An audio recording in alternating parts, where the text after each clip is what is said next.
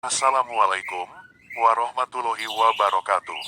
Salam sejahtera, salam sehat, salam bahagia. Selamat datang di channel ini, channel yang mengungkap tentang berbagai manfaat dari ragam tanaman obat bagi kesehatan yang dirangkum dari berbagai sumber. Selamat menyimak, semoga bermanfaat. Khasiat bandotan sebagai obat. Bandotan, babadotan, nama latinnya Ageratum conizoides L, tergolong ke dalam tumbuhan ternak semusim, berasal dari Amerika tropis. Di Indonesia, bandotan merupakan tumbuhan liar dan lebih dikenal sebagai tumbuhan pengganggu atau gulma di kebun dan di ladang. Tumbuhan ini dapat ditemukan juga di pekarangan rumah, tepi jalan, tanggul, dan sekitar saluran air pada ketinggian 1000 sampai 2100 meter di atas permukaan laut. Jika daunnya telah layu dan membusuk, tumbuhan ini akan mengeluarkan bau tidak enak. Herba bandotan mengandung asam amino, organosid, pectic substance, minyak asirikumarin, agratokromene, friedelin, beta-sitosterol, stigmasterol, tanin, sulfur, dan potasium klorida. Akar bandotan mengandung minyak asiri, alkaloid, dan kumarin. Herba ini rasanya sedikit pahit, pedas, dan sifatnya netral. Bandotan berkhasiat stimulan, tonik, pereda demam, antipiretik, antitoksik, menghilangkan pembengkakan, menghentikan perdarahan, hemostatis, peluru haid, emenagog, peluru kencing, diuretik, dan pelumuh kentut, keiminatid. Daun bandotan dapat digunakan pula sebagai insektisida nabati. Bagian yang digunakan untuk obat adalah herba, yaitu bagian di atas tanah dan akar. Herba yang digunakan berupa herba segar atau yang telah dikeringkan.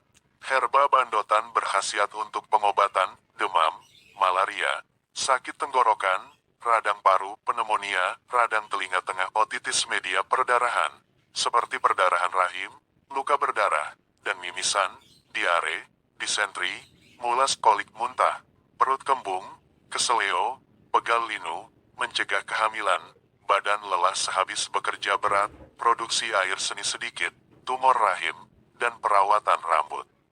Akar berkhasiat untuk mengatasi demam. Cara pemakaian herba bandotan.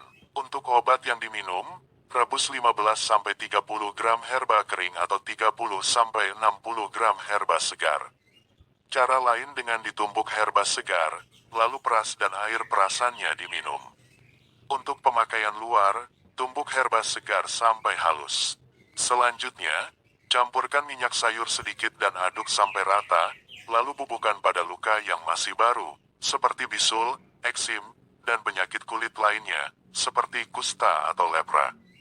Cara lain, giling herba kering menjadi serbuk, lalu tiupkan ke kerongkongan penderita yang sakit tenggorokan. Selain itu, daun segar dapat diseduh dan air seduhannya dapat digunakan untuk membilas mata, sakit perut, dan mencuci luka. Pemanfaatan bandotan sebagai obat di masyarakat. 1. Sakit telinga tengah akibat radang. Cuci herba bandotan segar secukupnya, lalu tumbuk sampai halus. Hasilnya, peras dan saring. Gunakan air perasan yang terkumpul untuk obat tetes telinga.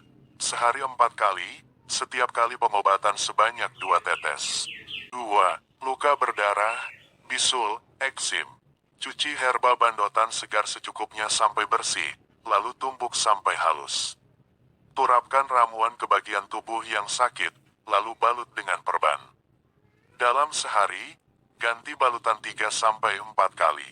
Lakukan pengobatan ini sampai sembuh. 3. Bisul, borok. Cuci 1 tumbuhan herba bandotan segar sampai bersih. Tambahkan sekepal nasi basi dan seujung sendok teh garam, lalu giling sampai halus. Turapkan ke tempat yang sakit, lalu balut dengan perban. 4. Rematik, bengkak karena keseleo.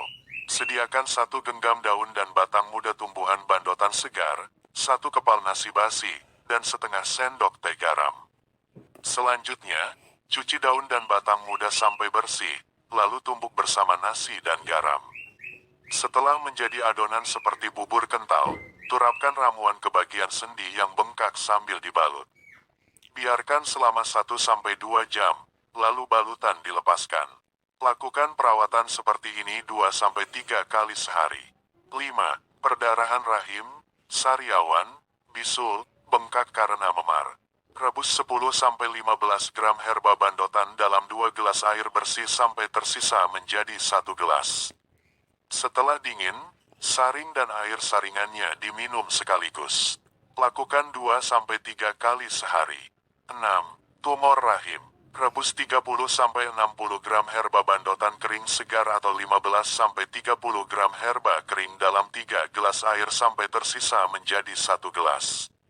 Selain direbus, herba segar dapat juga ditumbuk. Air rebusan atau air perasannya diminum 1 gelas sehari. 7. Sakit tenggorokan. Cara pertama, cuci 30-60 gram daun bandotan segar sampai bersih, lalu tumbuk sampai halus. Selanjutnya, peras dan saring.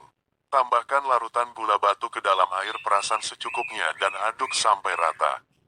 Minum ramuan dan lakukan 3 kali sehari.